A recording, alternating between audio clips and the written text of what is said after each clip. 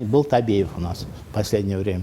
Для того, чтобы как бы сохранить этот, я попросил Акчурина, и он возглавил это дело. То есть он как бы он существует, он там активно участвует на всех мероприятиях. И, то есть Рустем сделал ДЛ-16, он еще больше развил, понимаете. Вот было довольно узкий, я вам говорил, что были руководители, около 300-400 человек. А он сейчас как бы на базе вот этого и делает расширение. Я очень рад этому, потому что как бы клуб есть, это клуб из всех деловых людей, которые и входят, и входили, и входят и в будущем, но есть отростки, которые Рустем развивает. Еще раз подчеркиваю, во-первых, мы его создали на базе не просто вот чего-то там, знаете, вот какого-то такого, но на базе, будем говорить, государственных руководителей. То есть там министры, замминистр были вот в нашем 300-400 человек. Можно было, я говорю, 1000 там набрать, можно было. Но мы почему это сделали? Чтобы вокруг них как бы, если руководитель есть, и у него кто-то там знакомый, все понимают, что он входит в клуб деловых людей. Приглашали не потому, что там кто-то чего-то, а приглашали просто люди выросли в Татарстане, занимали, вот я говорю, министр здравоохранения у нас. Один был, второй, третий. Потом их по институтам разбросали, и даже они между собой не общались. Нефтяники, газовики.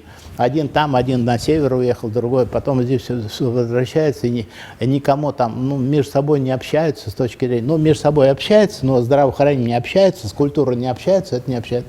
Здесь этот клуб, он объединяет всех. Независимо, в какой ты там отрасли работаешь. Ты приходи и общайся. Хочешь там, приглашай своих еще, кто с тобой там желает. То есть, как бы вот этот клуб, он начинает, не то, что начинает, он развивается и дополняет всем тем, кто, хочет общаться. Не национально. Вот я, допустим, русский, мне казалось, Кузьмин тоже русский. Но мы создали этот клуб не для того, чтобы мы приглашаем там и руководителей, и татар, и русских, которые есть, кто связан с Татарстаном.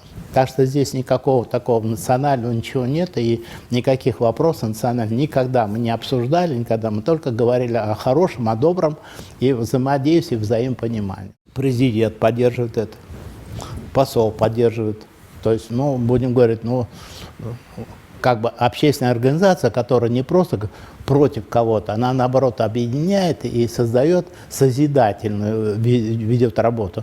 И объединяет всех тех, которые, допустим, условно даже не знают, может, татарин здесь родился, допустим, не знает, что такое Татарстан. Но когда он приходит уже сюда, узнает больше о своей, допустим, все равно кто-то у него родственники есть.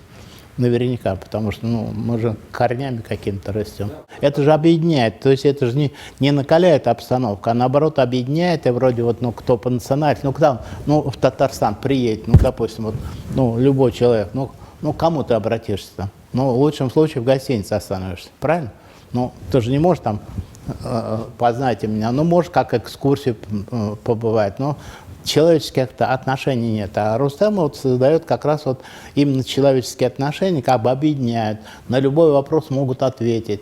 Если нужно куда-то, что-то, чего-то, они могут и организовать и поездку такую. То есть есть то место, где можно встретиться, где можно отдохнуть, вместе пообщаться и, в общем-то, познать. Так что я этим очень благодарен Рустему, то, что он как бы у нас, как эстафету взял. Во-первых, я хочу сказать о том, что очень приятно, что наш клуб деловых людей 16 мы передали в надежные руки Рустему. Очень приятно, что дело очень хорошее, доброе, доброжелательное. Рустем вместе с коллегами своими развивает, и нас это радует.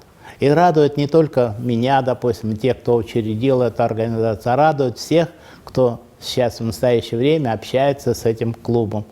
И радует тех, кто и в республике живет, нашей Татарстана. Потому что в Москве есть клуб деловых людей добрых отношений. Я всех хочу поблагодарить и пожелать всем удачи и успехов.